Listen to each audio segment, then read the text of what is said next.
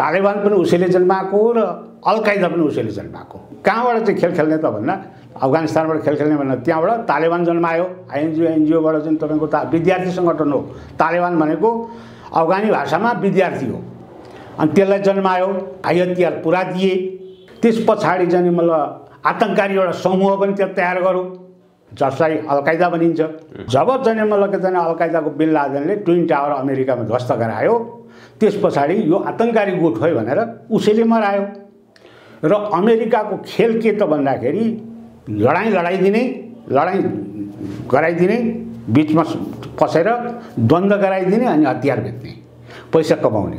अब त्यहाँ अफिमहरू त्यहाँ जुन बहुत हुन्थ्यो अफगानिस्तानमा, ती सबै सारा कुराहरू, त्यहाँ जुहारहरू हुन्थ्यो, त्यहाँ प्राकृतिक स्रोतहरू चाहिँ प्रशस्त थियो अफगानिस्तानमा। त्यो सबै जने मतलब खिचेर लग्यो।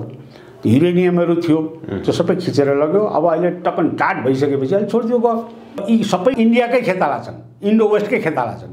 यो सरकार परमादेशबाट भएको सरकार हो, यो एमसिसी लागू गराउन बनेको सरकार हो। इभन अब अहिले पार्टी फुट 20% चाहिँ सदस्य लिएर पार्टी फुट्न पाउने भन्ने जुन अहिले अदालतले चाहिँ फेरि फैसला गर्यो हो, त्यो पनि एमसिसी पासको निमित्त गरिएको खेल हो। नेपाललाई चाहिँ मतलब सक्ने नीति अहिलेदेखि होइन, धेरै पहिलेदेखि नै वल्लभ भाइ पटेल गृहमन्त्री हुँदा पनि नेपाललाई सक्ने हिसाब किताबको नीति लिएका थिए। रुकमानन्द कटुवालले आफ्नो चाहिँ एउटा सङ्गठन खोले। अब त्यो सङ्गठनका मान्छेहरू यसो हेर्दा आउँदै सबै इन्डो वेस्टको डिजाइनबाट चाहिँ मतलब समावेश भएका व्यक्तित्वहरू देखिन्छन्। एमसिसीका समर्थकहरूले घानी भागे जस्तो नभागेर उपाय छैन।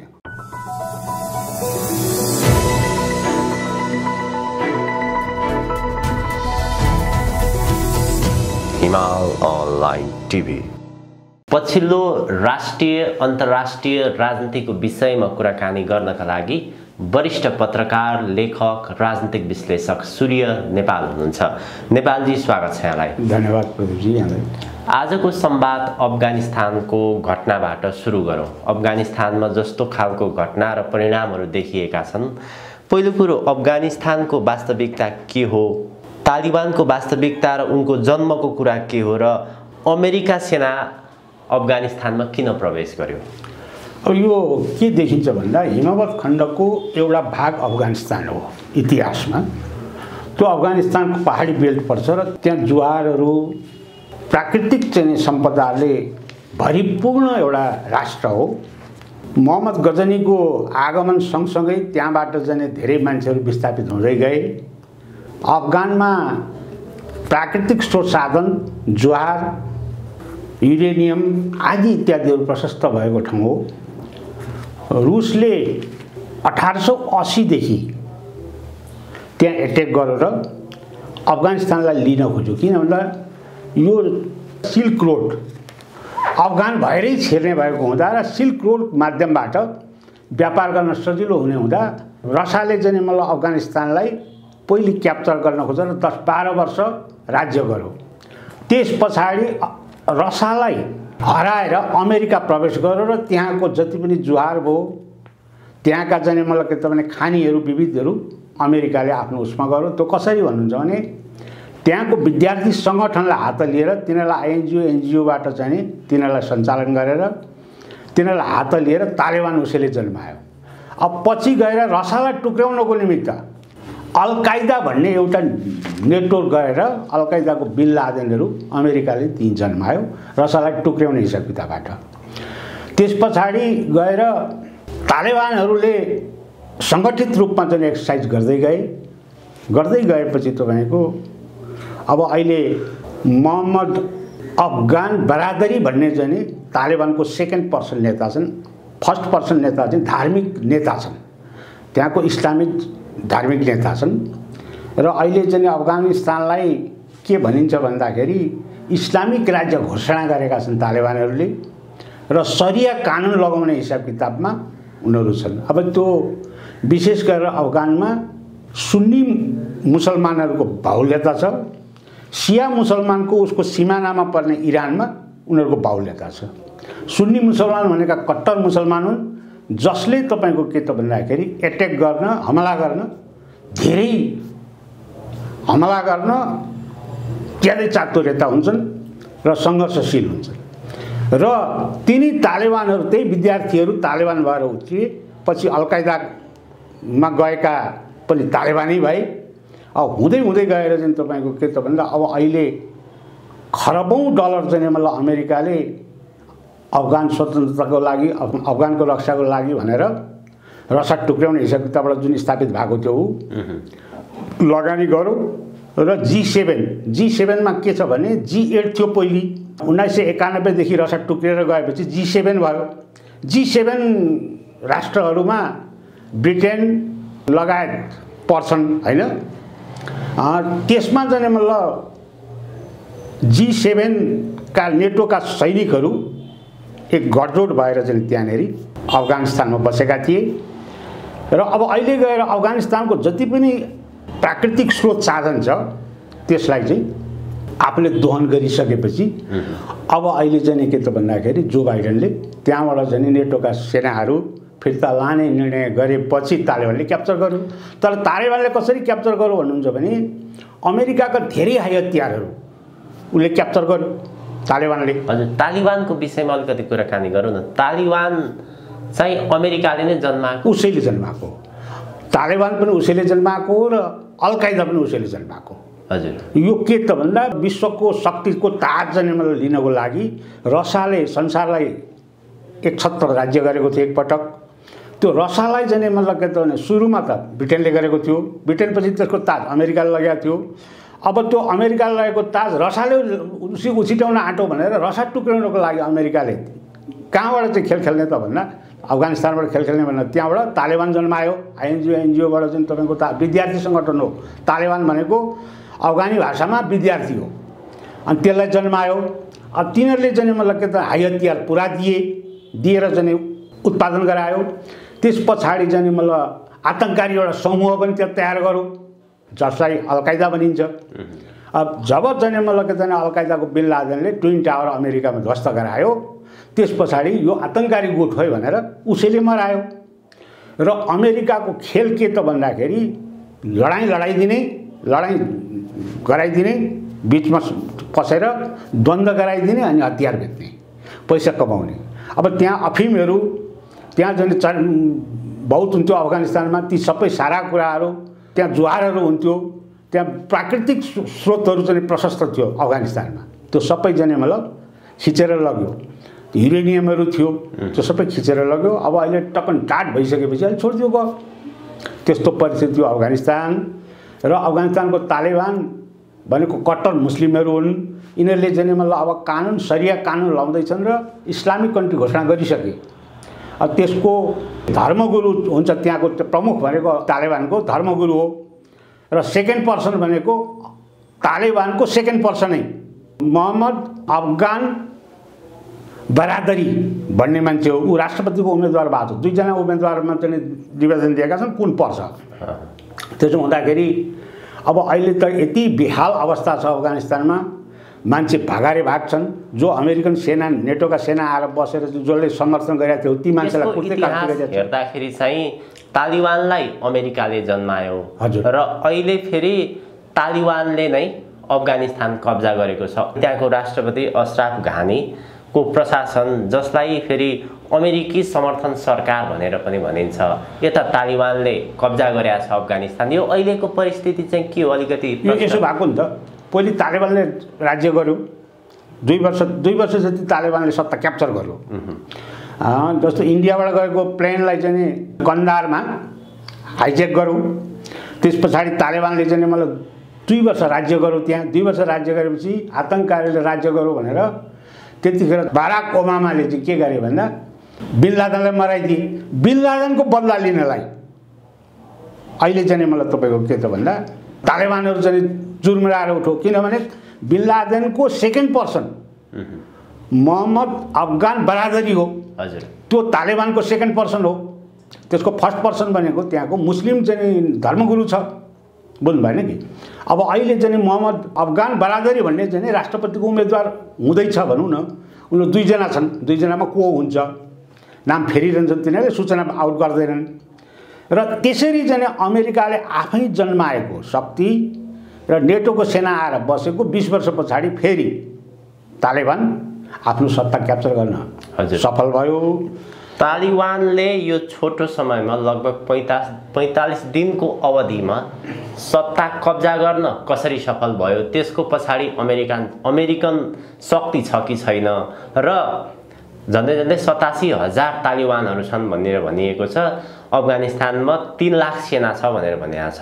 87,000 तालिबानले 3 लाख सेनालाई कसरी समर्थन गर्न सफल भयो, अथवा त्यो सेनाले चाहिँ अफगानी सरकारलाई किन समर्थन दिएन, कसरी सफल भयो तालिबानले सत्ता कब्जा गर्न? यस्तो छ नि त, के छ भन्दा नेपालमा चुनचान 1 लाख सेना छन् हजुर हैन, तर माओवादी 1 लाख थिएनन्। 62-63 को पूर्व भनौँ 51 सालदेखि त जुन सशस्त्र जनयुद्ध गऱ्यो, सशस्त्र जनयुद्ध गर्दा निश्चित चिने जानेका नेताहरू यिनै मात्रै थिए। त्यहाँ जाने मतलब तपाईँको 1 लाख चुनचान नेपाली सेना थिए। अनि 1 लाख नेपाली सेनालाई चाहिँ माओवादीले कसरी युद्ध जित्न सफल भयो त? मतलब किन विश्व राजनीति, विश्व शक्तिले चाहिँ मतलब खेलेपछि त्यो जति नै सङ्ख्या भए पनि त्यो हार्दो रहेछ। त्यो अफगानिस्तानमा भएको के भने नेटोले हमिद कारजाईको आफ्नो मान्छे त्यहाँ राष्ट्रपति बनाएर ल्यायो। हमिद कारजाईको आफ्नो मान्छे चाहिँ राष्ट्रपति जब भइसकेपछि उसले चाहिँ मलाई के त भने नेटोको डेमोक्रेटिक लाइनमा त्यहाँका जनताले रुचाएनन्। तालिबानीहरू चाहिँ अग्रसर भए राष्ट्रवादी अथवा इस्लामिकहरू चाहिँ अगाडि गए। त्यो भएपछि चाहिँ स्वतः अप्रत्यक्ष रूपमा तालिबानलाई पनि उसले मद्दत गरेको देखियो अमेरिकाले, नेटोले। त्यसैले गर्दा आउँथ्यो तालिबान राज्य हातमा लिन सफल भयो। अमेरिकाको जति पनि हाई हतियार छ तालिबानको सबै क्याप्चर गर्यो उसले। अमेरिकन फौजकै हतियार चाहिँ मतलब के त भन्दा छोडेर भागेको बहाना गरेर उसलाई तालिबानलाई छोडिदियो। अब यो के त भन्दा डबल रोल गरेर चाहिँ त्यहाँ त्यसलाई तहस गरेको छ अमेरिकाले अफगानिस्तानलाई। डबल रोल गरेको छ, एकातिर सघाए जस्तो पनि गरेको छ, अर्कातिर विद्रोहीलाई चाहिँ मद्दत पनि गरेको छ, मल पनि गरेको छ।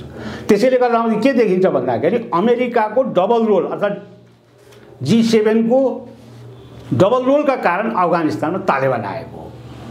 र अब अहिले के देखिन्छ भन्नुहुन्छ भन्दाखेरि राष्ट्रपति ट्रम्पले चाहिँ रसियाले चाहिँ बेच्ने जुन ग्यास पाइपलाइन छ जर्मनलाई, एउटा लाइन थियो, अब दोस्रो लाइन, दुईटा लाइन चाहिँ मतलब जर्मनमा पुगिसकेको लाइन ग्यास पाइपलाइन त्यसलाई रोकेको थियो उसको आफ्नो बेडा ल्याएर राखेर। किन भन्दाखेरि रसियाले त्यो बेच्न सक्यो भनेदेखि रसिया धनी हुन्छ, धनी भयो भनेदेखि मलाई चाहिँ उछिन्छ भनेर राष्ट्रपति ट्रम्पले रोकेको थियो। जो बाइडेन आइसकेपछि के त भन्दा जर्मनको जुन चाहिँ ग्यास पाइपलाइन खोलिदिएपछि जर्मन पनि अब अहिले के त भन्दाखेरि रसिया बेगर हुँदैन है भन्ने कुरामा युनियन मतलब युरोपियन युनियनहरू अहिले लागेका छन्।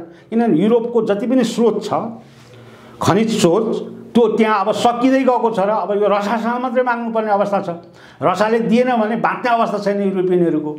त्यसो हुँदाखेरि के त भन्दा युरोपियन युनियनहरू पनि अमेरिकासँग धेरै चिनिँदै गएको अहिलेको अथवा टाढा हुँदै गएको अवस्था हुँदाखेरि आज अबको विश्व राजनीतिमा अमेरिकाको च्यालेन्जमा देखिएको चाहिँ चाइना जुन शक्ति छ, यसले चाहिँ हिजो जुन किसिमले त्यहाँ उद्योगहरू स्थापना गर्यो अमेरिकाले आफ्नो चाहिँ जोइन्ट भेन्चरमा, त्यो उद्योगहरू स्थापना गरेर क्रमशः गर्दै जाँदा हुँदै संसारभरि नेटवर्क गरेर चाइनाले चाहिँ आफ्नो उद्योगबाट उत्पादित चिजहरू चाहिँ संसारभरि बेच्न सफल भयो।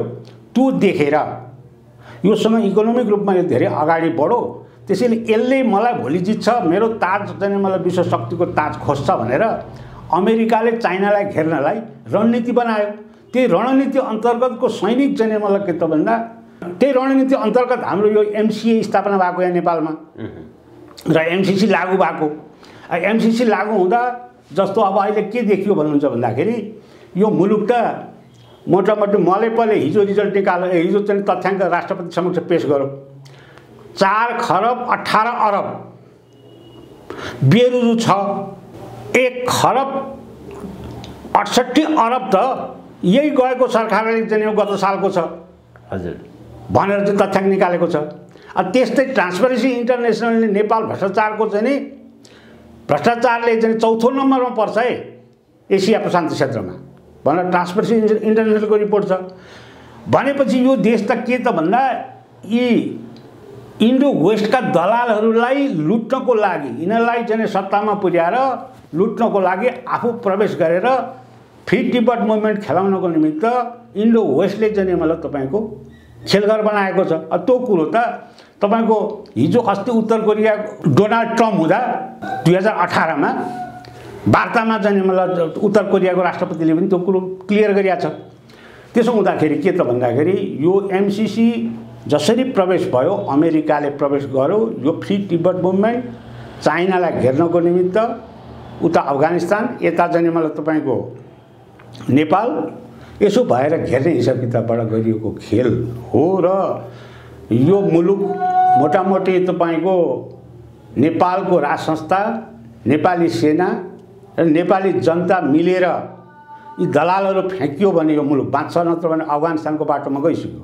अब हेर्नुहोस्, अफगानिस्तानमा तपाईँको के त भन्दाखेरि प्लेनमा मान्छे झुन्निएर 3-4 जना त झुन्निएरै मरे। काबुलको एयरपोर्टमा मान्छेको एकदम जुलुस छ, त कन्दाहारको एयरपोर्टमा जुलुस छ। तपाईँको के त भन्दाखेरि त्यहाँ मान्छे बाहिरिने मात्रै छन्। इन्डियामा कति लाखौँ मान्छे, हजारौँ मान्छे यहाँ आए, युरोपतिर कति घुसेर गए, अब कति जने मलाई तपाईँको त्यहाँबाट निस्कँदैछन्। जुन नेटो समर्थक ग्रुपहरू जो छन् त्यो अफगानिस्तानले कि तालिबानको शरणमा आयो, तालिबान सेलेन्डर गर्यो भने ठिक छ, नत्र भनेदेखि बस्न पाउँदैन भन्ने हिसाबको त उसले भित्री रोल चलाइसकेको छ।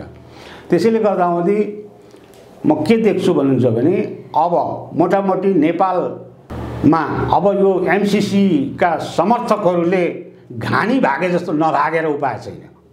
किनभने फेरि यो हामीले यो प्रसङ्ग उठान गरिरहँदाखेरि विश्वको ध्रुवीकृत राजनीतिमा चीन अमेरिका विशेष गरी दुईटा शक्तिहरूको नै प्रतिस्पर्धा देखिन्छ। यो ध्रुवीकृत राजनीतिमा चीन बलियो भएर उपस्थिति भयो र विश्वको राजनीतिको बागडोर अथवा सुपर पावर चीनतिर प्रवेश गर्यो भनेर भनिएको छ। अफगानिस्तानमा अहिले जे परिदृश्यहरू देखा परेका छन्, अमेरिका त्यहाँबाट अफगानिस्तानमा नसकेर हार स्वीकारेर आफ्नो सेना फिर्ता लाने भनिए तापनि अझै पनि 10 देखि 15 हजार अमेरिकन सेना अफगानिस्तानमा रहेको अनुमान गरिएको छ र त्यहाँ युद्ध साम्य नभएसम्म अथवा आफ्ना नागरिक उद्धार नगरेसम्म अमेरिकन सेना अफगानिस्तानमै रहने पनि भनिएको छ। फेरि यो बीचमा अमेरिकाले अफगानिस्तानमा कस्तो प्रकारको भूमिका खेलिरहेको छ? होइन, अफगानिस्तानलाई त के त भन्दाखेरि मोटामोटी उसले तालिबानलाई जिम्मा दिएर गइसक्यो नि त। यो तालिबान ल्याउने कामै जाने मतलब के त भन्दा जो बाइडेनले गरेका हुन्। किनभने उनले त जाने मतलब खरबौँ डलर जाने मतलब त्यहाँ लगानी गरिरहेको थिए, मान्छे चाहिँ हताहत गराएको थिए। अमेरिकन नागरिक नेटोका सेना जति छन्, जति मरे अफगानिस्तानमा लडाइँमा, त्यो सबै जिम्मा चाहिँ अमेरिकाले लिनुपर्छ। किन भन्दाखेरि त्यो G7 का जति पनि तपाईँको चाहिँ नेटोका सेनाहरू त्यहाँ लगियो र अफगानलाई चाहिँ मतलब के त भन्दा प्रजातन्त्रीकरण गर्ने हिसाब किताबमा जुन खेल खेलियो, जति मान्छे मराइयो, त्यो सबै अमेरिकाले गरेको छ। र तालिबानलाई अहिले यो पोस्टपोन गर्ने बेला तालिबानले जुन हतियारहरू चाहिँ अहिले फेला पारेको छ, अमेरिका जुन नेटोका सेनाहरूको जुन हतियारहरू फेला पारेको छ, त्यो सबै अमेरिकाले चाहिँ मतलब के त भन्दा छोडिदिएर गएको छ। त्यसैले यो तालिबान त्यो शक्तिमा आउनुको कारण, पछाडिको कारण पनि अमेरिका छ। त्यसैले के त भन्दाखेरि अमेरिका डबल रोल गर्छ। जहीँ पनि शान्ति ल्याउने भनेर प्रवेश गर्यो, अशान्ति बचाइदियो गयो, अशान्ति त मचिने भइगयो, सिधै द्वन्द्व मचाएर गयो। त्यहाँ आफूले तान्ने कुराहरू तान्यो, बस छोडेर गयो, अथवा उखु खाएर रस तानेर खोस्टा फ्याँके जस्तो गरिदियो। अब त्यो काम सिरियामा पनि त्यही गरिरहेछ, उहाँ पनि त्यही गरिरहेछ। जस्तो इराकमा हेर्नुहोस् न, इराकमा त्यसरी नै के नै छ भनेर चाहिँ भन्यो, सद्दाम हुसेनको शासनमा बाथ पार्टीलाई सिद्ध्यायो। अब नेपालको सन्दर्भमा कुरा गर्ने हो भने अमेरिकन साम्राज्यले विश्वका गरिब राष्ट्रहरूमा प्रवेश गरेर त्यहाँ उद्धारको नाममा होस्, मानव अधिकारको नाममा होस्, गरिब राष्ट्रलाई विकास गर्ने नाममा प्रवेश गरेर जस्तो प्रकारको अफगानिस्तानमा जे हालत देखिएको छ, अफगानिस्तानलाई ध्वस्त बनायो, इराकलाई ध्वस्त बनायो, लगायत सिरियालाई ध्वस्त बनायो, त्यस्ता धेरै उदाहरणहरू छन्। नेपालमा पनि अहिले एमसीसीको माध्यमबाट यो नेताहरूलाई प्रयोग गरेर अफगानिस्तान बनाउन खोजिरहेको छ भनेर भनिन्छ। कतिपयले टर्यो भनेर पनि भनिन्छ, कतिपयले चाहिँ त्यो यथावत बाँकी नै छ भनेर भनिन्छ। यसको प्रसङ्गमा अलिकति थोरै चर्चा गर्दाखेरि उपयुक्त होला। होइन, यो के छ भने एमसिए जुन स्थापित भएको छ नेपालमा, यो रिटायर तपाईँको विद्युत प्राधिकरणका जिएमहरू जस्तो कुलमान घिसिङ अहिले जिएम छन्। हजुर, उनी एमसिएका सदस्य हुन्। त्यस्तै दुईजना खनाल छन्, एकजना गोपाल खनाल भन्ने पनि छन्, अर्को विनोद खनाल भन्ने छन्। एमसिएका जुन जुन जुन तपाईँको चाहिँ पश्चिमा डिजाइनले चाहिँ मलाई राखिएका मान्छेहरू एमसिएका अहिले बोर्ड अफ मेम्बर छन्। अब के त भन्दा एमसिएले सबै कुरा लागू गरिसकेको छ। नुवाकोटको रातमाटेमा जग्गा अतिक्रमण गरेको, अस्ति गएर चाहिँ एउटा शक्तिले गएर त्यहाँ झन्डा गाडेर अतिक्रमण गऱ्यौँ भन्छ। तर अब के तपाईँले च्यालेन्ज दियो त्यो विषयलाई लिएर, हामी जसरी आफ्नो एमसिसी लागू गराएर छोड्छौँ, यो यिनीहरूले चाहिँ झन्डा गाडेर केही हुनेवाला छैन भन्ने खालको कुराहरू चाहिँ अमेरिकन राजदूतावासबाट विज्ञप्ति नै आयो भन्ने खालको कुराहरू पनि बजारमा आए।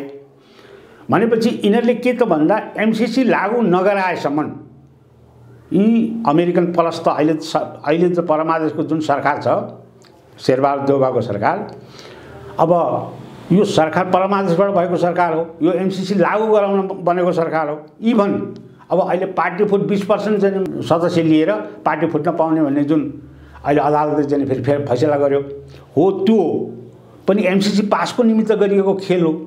र जसरी हुन्छ नेपालमा इन्ट्री गर्ने इन्डो वेस्टको डिजाइन हो। इन्डो वेस्टको डिजाइनमा के त भन्दा सोनिया गान्धीले हिजो त्यसरी चाहिँ मतलब सबै मिलाएर चाहिँ तपाईँको प्रोग्राम गरिदिएकी हुन्।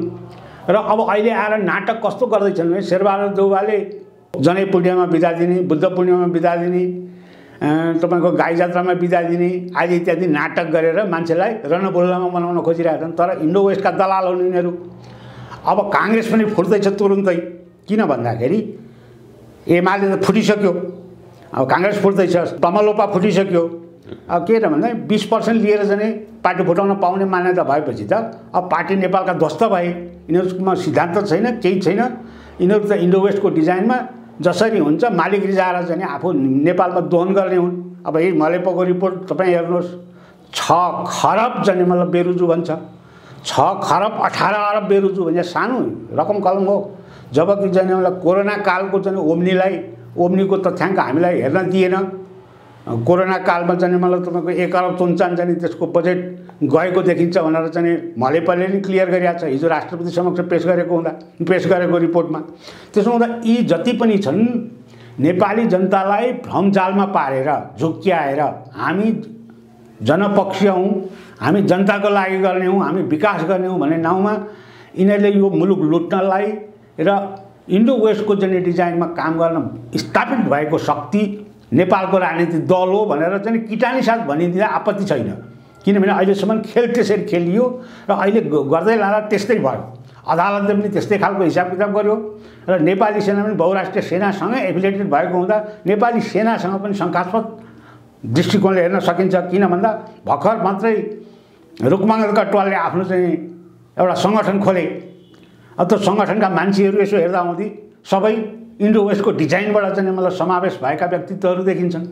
त्यसैले गर्दा यो नेपालमा जति पनि पावर बेसमा बसेका मान्छेहरू छन्, पावर बेसमा बसेका मान्छेहरू मोटामोटी इन्डो वेस्टको डिजाइनमा उनीहरूको तलब खाएर नेपाल सक्ने हिसाब किताबमा छन् भन्ने कुरा प्रष्ट हुन्छ। र चाइनालाई घेर्ने नीति अन्तर्गत यिनीहरू समावेश भएका छन् भन्ने कुरा प्रष्ट हुन्छ। यो कुरो चाइनाले पनि नजिकबाट हेरेको छ। किन भन्दाखेरि अबको शक्ति भनेको जति नै भने पनि रसा चाइनाको सन् 2021 को चाहिँ मतलब उनीहरूको टिटी छ। यो टिटीले अब यिनीहरू जोइन्ट भेन्चरमा छन्, सेनाहरूलाई पनि संयुक्त रूपमा ट्रेनिङ दिलाउँदैछन्। इभन तपाईँको युरोपको चाहिँ प्राकृतिक स्रोत साधनलाई रसाले चाहिँ भरपूर्ति गरिरहेको छ।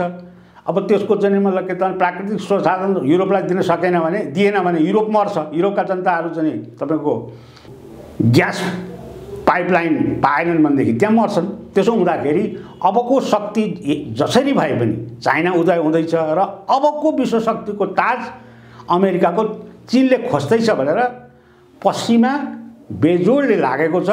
त्यसमा तपाईँको इन्डियाले भरमग्दुर सहयोग गरेको छ। इन्डियालाई बेस प्लेट बनाएर यो खेल खेलिएको छ। जति पनि नेपालमा एमसीसी छिराउने काम इन्डियाले गरेको हो। इन्डियाले धेरै कुरा स्वार्थ लियो।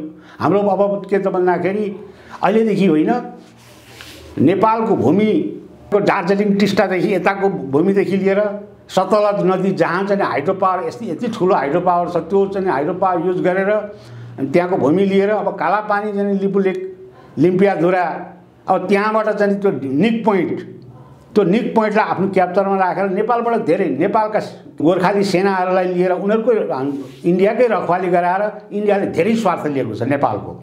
त्यसैले गर्दा यो कुरो अब यी सबै खेताला इन्डियाकै खेताला छन्, इन्डो वेस्टकै खेताला छन्। यो कुरो चाहिँ जनताले प्रष्ट रूपमा चाहिँ इतिहासदेखि अहिलेसम्मको तथ्याङ्क गरेर बुझेर यी दलाल किट्टा, यी दलालहरूलाई चाहिँ नफ्याँकेसम्म यो मुलुकको समृद्धि छैन। र यो मुलुकको समृद्धि भनेको नेपाल राष्ट्रको पहिचान, नेपालको राज संस्था, नेपाली सेना जति बिक्ने बिके, नबिकेका राष्ट्र सेवक जति छन् तिनीहरू र नेपाली जनता भएर स्थापित भयो भने नेपाल बाँच्छ। नत्र भने त अफगानिस्तानको बाटोमा गइसक्यो नेपाल। यसलाई रोक्न अब गाह्रो हुन्छ, किनभने दलाल सबै त चाहिँ सत्तामा छन्, जसले चाहिँ मलाई के त भने विधि बनाउँछन्। अब अहिले यसो सत्तामा हेर्दाखेरि एउटा इन्डो वेस्टको कित्ताकै सरकारमा प्रतिनिधित्व गरिरहेको अवस्था छ र एमसीसी पास गराउनको लागि पार्टी पनि फुटाइरहेको अवस्था छ। यस्तो परिस्थितिमा आगामी नेपालको भविष्य कस्तो देखिन्छ त, कसरी अघि बढ्छ? अनि यो मोटामोटी के गरियो भन्दाखेरि राजनीतिक दलहरूलाई यहाँ घुसाइयो पहिले 46 सालमा। यो घुसाउनुको मुख्य कारण त्यतिखेरको चुनावमा राजस्थानबाट गाडीहरू पनि आए, सबै राजनीतिक दलका नेताहरूलाई इन्डियन गाडीबाट भोट मागियो। त्यो कुरो जानी जनताले जानी दलाल कित्तामै लाग्नुपर्ने परिस्थिति बन्यो, या त जाने प्रलोभनमा पर्यो। अब त्यो भन्न सकिँदैन। तर के त भन्नुहुन्छ भन्दाखेरि नेपालमा पस्ने नीति अहिलेदेखिको होइन इन्डो वेस्टको। यो गोपाल गुरुङ भन्नेले 2003 सालमा के लेखेका छन् भन्दा 2003 सालमा नेपाली काङ्ग्रेसले इन्डियामा विलय गराउँ भन्ने चाहिँ मतलब महाधिवेशनमा पास गर्यो र मैले माओ सेतुङबाट गएर यो कुरो रिपोर्ट पेश गरेपछि माओ सेतुङले चाहिँ राजालाई सपोर्ट गरे भनेर गोपाल गुरुङले लेखेका छन् क्या। त्यसो हुँदा के त भन्दाखेरि यो नेपाललाई चाहिँ विलय गराउने, नेपाललाई सक्ने, नेपाल ढुट्याउनेमा अहिलेदेखिको खेल छैन। यो धेरै पहिलेदेखिको, इन्डिया स्वतन्त्र हुनुभन्दा पहिले ठुलो राजदूतावास दक्षिण एसियामा अमेरिकाले यहीँ स्थापित गरेको हो र नेपाललाई संयुक्त राष्ट्रसङ्घको सदस्य भइसकेपछि जुन हिसाब किताबको चाहिँ मतलब तपाईँको नेपालमा जाने अमेरिकी उपस्थिति यो बफर्स ल्यान्ड भनेर भयो, त्यो पहिलेदेखिकै डिजाइन अन्तर्गत भएको हुँदाखेरि प्रदीपजी इन्डियाले नेपालको मुखले गरे जस्तो गरेर भित्री नेपाललाई चाहिँ मतलब सक्ने नीति अहिलेदेखि होइन, धेरै पहिलेदेखि नै वल्लभ भाइ पटेल गृहमन्त्री हुँदा पनि नेपाललाई सक्ने हिसाब किताबको नीति लिएका थिए। तर पछि गएर एउटा राष्ट्रवादी नेता चाहिँदो रहेछ बीपी कोइरालाले यो यस्तो यिनीहरूको चाहिँ मतलब नेपाल जे जस्तो भए पनि नेपाल सक्ने नीतिमा म जान्न, राजाको घाँटीमाथि मेरो घाँटी भनेर उनी चाहिँ राष्ट्रवादी तबकामा आए। बीपी कोइराला राजनेता चाहिन्छ भन्नुको अर्थ त्यो हो। र बाँकी अरू यी नेता होइन, यी सबै दलाल हुन् र यी दलालबाट नेपालको भविष्य छैन। हजुर। र यिनीहरूलाई चाहिँ मतलब के त भन्दा दलाली कित्तामा छोडेर राष्ट्रवादी कित्तामा जबसम्म नेपालीहरू एकता हुँदैनन्, गोलबद्ध हुँदैनन्, तबसम्म नेपालको बेहाल हुन्छ, अफगानिस्तानको उसमा पुग्छ, यहाँ द्वन्द्व हुन्छ, भोलि जातीय युद्ध गराउँछ, धार्मिक युद्ध गराउँछ र चाहिँ मतलब के त भन्दा अफगानिस्तानको अवस्थामा पुर्याउँछ। कतिपय राजनीतिक विश्लेषक जानकारहरूले के भन्दछन् भने 2058 साल जेठ 19 गतेसम्मको दरबार हत्याकाण्ड नभइन्जेलसम्म, त्यो दरबार रहइन्जेलसम्म एउटा शक्तिको रूपमा स्थापित थियो। दरबार हत्याकाण्ड भइसकेपछि नेपालमा एउटा शक्तिको मियो, शक्ति समाप्त भयो। त्यो शक्ति समाप्त भइसकेपछि अहिले राजनीतिक दलहरूलाई विदेशीहरूले आफू अन्तर्गत आफ्नो इन्ट्रेस्टमा विभिन्न प्रकारको चाहिँ प्रलोभनमा पारेर विभिन्न षड्यन्त्रहरू गरिरहेका छन्। अहिले अब कुनै पनि त्यस्तो शक्ति छैन नेपालमा बचाउन सक्ने। त्यो दरबार थियो, त्यो दरबार नै समाप्त भइसकेको छ। अब जता पनि जान सक्ने स्थिति छ भनेर पनि भनिन्छ। कुरो यथार्थ त्यो सही कुरा हो, किन भन्दाखेरि नेपालको राजदरबार नेपाल यही शाहवंशले गरेको हुँदा सेना पनि यही शाहवंशले नै स्थापित गरेको हुँदा हिन्दू धर्म त शाहवंश आउनुभन्दा पहिलेदेखि नै नेपाल हिन्दू धर्मै थियो। साना साना राष्ट्र भए पनि सबै हिन्दूपतिहरू थिए। तर के त भन्दाखेरि शाहवंशले अहिलेसम्म राष्ट्रको विरुद्धमा गरेको छैन। तपाईँ अहिले हेर्नुहोस् न, अफगानिस्तानको राष्ट्रपति घानी पैसा चाहिँ मलाई प्लेनभरि हालेर हेलिकप्टर भरि हालेर भाग्यो। तर नेपालको राजालाई तपाईँको 62-63मा घोक्राउँदाखेरि चाहिँ मतलब यिनीहरूले दलालहरूले घोक्राउँदा आउँदै नागार्जुनसम्म गए। राजाले चाहिँ मतलब देश छोडेर त बाहिर भागेनन्। ज्ञानेन्द्रसम्म भन्दा पनि 58 सालबाटै नेपालको शक्ति सकियो। वास्तवमा नेपालको राष्ट्रवादी शक्ति सकाएको यिनीहरूले चाहिँ मतलब दलाल किता र इन्डो वेस्ट भएर सकाएका हुन्।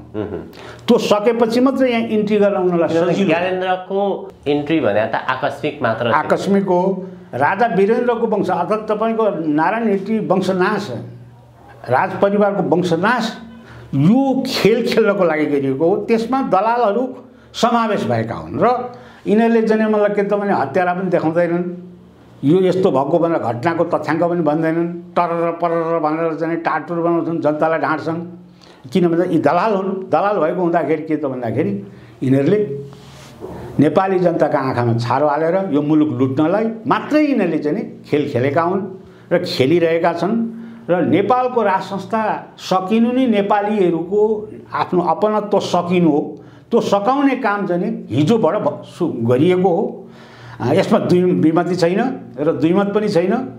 यो कुरो अहिले प्रष्ट भइसक्यो र अब पनि नेपाली जनताहरू यसरी नै बस्ने हो। यिनी दलालहरूकै पछि लाग्ने हो भनेदेखि नेपाली भाषी चाहिँ होउँला, तर नेपाली भएर आफ्नो भूभाग लिएर चाहिँ जनताको कुरा गर्ने हो भने त जनताको आफ्नै प्रकारको समस्या छ। कोरोना छ, बिहान बेलुकाको छाक टार्न समस्या छ। विशेष गरी चाहिँ यो राष्ट्रको सवालमा सेनाको भूमिका आउँछ। सेनाले थोरै मात्र पहल गरिदिए अहिले जुन दुर्घटनातर्फ देश जान खोजिरहेको छ तत्कालै बच्छ भन्ने खालको कुरा पनि छ। होइन, अब सेना पनि कस्तो देखियो भन्नुहुन्छ भने प्रदीपजी, सेना बहुराष्ट्रिय सेना अन्तर्गतको पर्यो नि। शान्ति मिसनमा जाने जङ्गबहादुरले जब चाहिँ तपाईँको सैनिक विद्रोहमा ब्रिटिसलाई सकायो, ब्रिटिसको ताज अमेरिकाले लगेपछि त अब त्यहीँदेखि नै नेपाली सेना त के भयो त भन्दा बहुराष्ट्रिय सेनाको भइदियो नि। त्यसैले गर्दा राष्ट्रवादी सेनाभित्र पनि दुईवटा तह छ। एउटा राष्ट्रवादी तबका छ, एउटा चाहिँ मतलब बहुराष्ट्रिय तबका छ। अब त्यसमा फ्र्याक्सन भएर नेपाली सेना त्यो तबका राज संस्था र नेपाली जनता भयो भने नेपाल बाँच्छ। नत्र भनेदेखि यो डिजाइनमा पहिलेदेखि नै गरिएको छ। त्यत्रो 5000 सेनाले चाहिँ घेरेको नारायण हिटी हत्याकाण्ड पश्चिमाले गर्दा तपाईँको के त भन्दा डिजाइन गर्दा आउँथे ती 5000 सेनाले थाहै पाएनन्। सरकारमा बस्नेले थाहा पाएन। टर्र गरो छोराले मार्यो बाबु, छोराले वंशनाश गरौँ भनेर भन्ने खालको रिपोर्ट ल्याइयो। भनेपछि यो के त भन्दा मदन भण्डारीको त्यसै गरियो। भनेपछि के त भन्दाखेरि राष्ट्रवादी धारलाई सक्ने नीति नेपालमा अहिलेदेखि नै उहिलेदेखि नै सञ्चालित छ। त्यसै अन्तर्गत यो डिजाइन भएको छ र यो एमसिसीको लागि अहिले युवराज खतिवडा भर्खरै शेरबहादुर देउवाले युवराज खतिवडालाई तान्ने हिसाबको निर्णय गरे। तर उनले के वक्तव्य दिएको थियो भने एमसिसी पास गर्नुपर्छ, राष्ट्रको हितमा छ भनेर वक्तव्य दिएको थिए। त्यस्तै जति पनि जाने मतलब के त भने सचिव लेभलका मान्छे छन्, ब्युरोक्रेसी लेभलका टप लेभलका, यिनीहरू के त भन्दाखेरि नेपाल सरकारको तलब र इन्डो वेस्टको तलब दुईटै तलब खाएर बसेका छन् यिनीहरू। यहाँ प्रायः कमै मान्छे देखिन्छन् त्यस्ता जो दलाल किताबमा नभएका हुन्। त्यसैले यो नेपालमा यति अप्ठ्यारो अवस्था पुर्याउने काम यी दलाल किताका मान्छे र तिनीहरूले नियुक्ति गरेका मान्छे। अब न्यायालयले हेर्नुहोस् न, तपाईँको के त भन्दा पार्टी फुटाउने डिसिजन गरिदियो। अब तपाईँको संसद पुनर्स्थापना गर्नुपर्नेमा परमादेशबाट चाहिँ मतलब तपाईँको राष्ट्रपतिले शपथ गराउनु भनेर चाहिँ निर्देशन गरौँ, जबकि त्यस्तो संसदीय व्यवस्था हुँदै हुँदैन। संसद पुनर्स्थापना गराउन सक्छ न्यायालयले, तर राष्ट्रपतिले शपथ गराउनु फलानालाई भनेर चाहिँ तोक्न नमिल्ने कुरा हो संसदीय व्यवस्थामा। त्यो कुनै दुनियाँमा नभएको घटना यहीँ भयो। त्यसैले गर्दा आउँदै दलाल किताको वर्चस्व संवैधानिक अङ्गका प्रमुखमा अधिकांशमा भएको र सेनामा पनि पार्टिसन भएर चाहिँ दलाल कितामा मान्छेहरू समूहहरू भएको हुँदा राष्ट्रवादी अहिले विचलनको अवस्थामा रहेको अवस्था छ र राजालाई एक्लो बनाएर तपाईँको नागार्जुन पठाएको अवस्था हो। र राष्ट्रवादी शक्ति भनेको त्यो राज संस्था मात्रै हो। त्यो राष्ट्रवादी शक्ति नै दोहन तपाईँको किनारा लगाएपछि, त्यसलाई नै साइड लगाएपछि मुलुकको अब भविष्य अन्धकार छ। यो जे पनि हुनसक्छ। यो भोलि द्वन्द्वको युद्धको भुमरी पनि हुनसक्छ र राष्ट्रवादी शक्ति एक भएर चाहिँ तपाईँको दलाल कितालाई फ्याँक्न सक्यो भने नेपाल र नेपाली बङ्क्न सक्छ, नत्र भने नेपालको भविष्य त अन्धकार छ। हस्, अत्यन्त धेरै धन्यवाद यहाँको महत्त्वपूर्ण समय र विचारको लागि। धन्यवाद प्रदीपजी, यहाँलाई पनि मेरो विचारहरू राख्ने अवसर दिनुभयो। यहाँलाई